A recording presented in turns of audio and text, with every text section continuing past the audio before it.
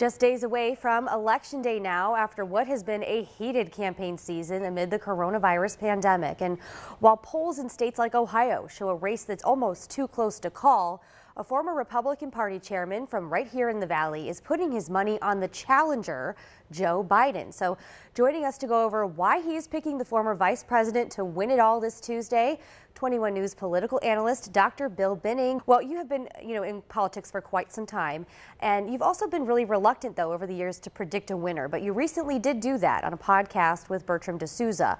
So why change that this year? He made me do it. He made me do it. Why? Oh, because he made you do it? Well, what's the difference this time around then? It's my view that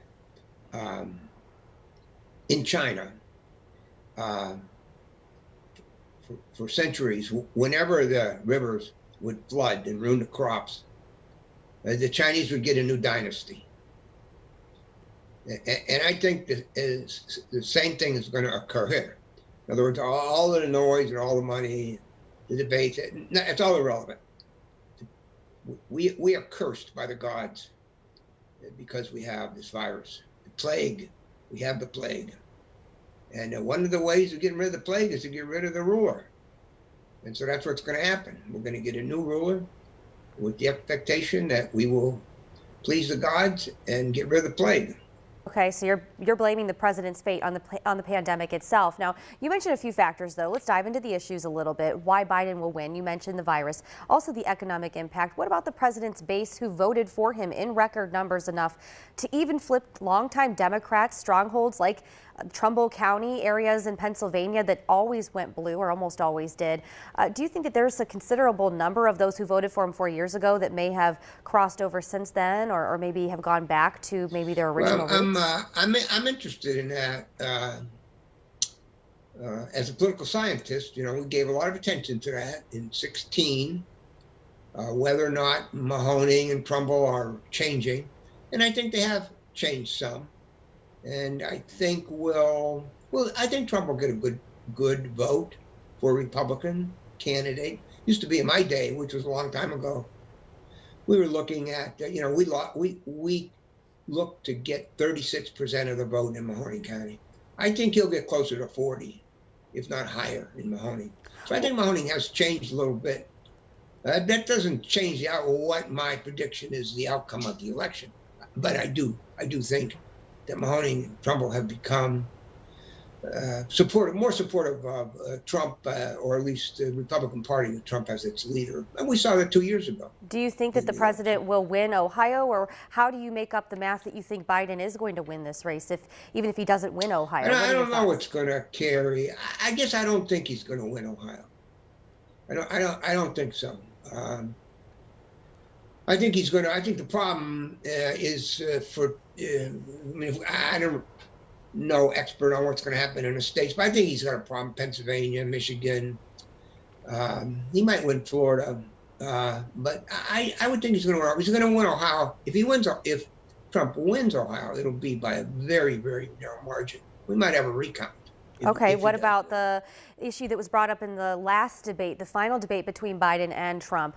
The issue of oil and gas drilling, fracking in Pennsylvania was a heated issue, one that the president's campaign is running on to sway last-minute voters in Pennsylvania to win that state. Is Biden possibly in trouble there? I don't think it helped him at all. I mean, he's stuck. He's at a party that promotes that's big on climate change and is against carbon. So, he's kind of stuck between a rock and a hard place, and he's dancing around on it. And I don't think his remarks in the debate helped him. But I don't think he's going to lose Pennsylvania because of that. I think most of the areas in Pennsylvania where fracking will produce a lot of jobs and wealth, would vote for Trump anyway. Now, you also mentioned, though, that the nomination process itself is flawed, that we have two older men when we saw a diverse, crowded field of other candidates.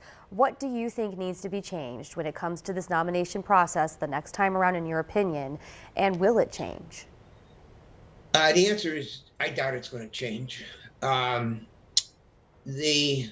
party that wins, and so we're basing on my silly prediction, the party that wins is going to keep the same nominating process and tailor it to fit their own. The nomination process the Republicans use are ones that was tinkered with to benefit Trump, but just on the margins. And so Republicans might make some change. They might try to figure out if Trump gets beaten badly and Republicans are beaten badly, they may want to try to build a system that protects them from a future Trump. That is a non-party candidate, a candidate the parties, party leaders and officials, they didn't really want Trump in 2016. And they might try to protect themselves from that, although it's difficult to do because people say, I got a right to vote, I want to vote in your primary. Very hard to build a system where the party elites can control it. But they might make an effort. I'm saying if Trump does lose badly and Republicans take a beating, they're going to try to look for a way to protect themselves from a future Trump. All right, well, I really appreciate it. But they're never going to get a system that fits my interests, and that is to have a system more akin to the British system. Okay, I appreciate your time this morning. Always great getting your insight. Dr. Bill Binning joining us here on the Weekend Morning Show. Good talking to you. See you on Election Day. Yes, absolutely. We will be here tracking it all, giving you the latest results in live coverage. So I appreciate your time. We'll be busy for a whole week, Lindsay, by the time this is done.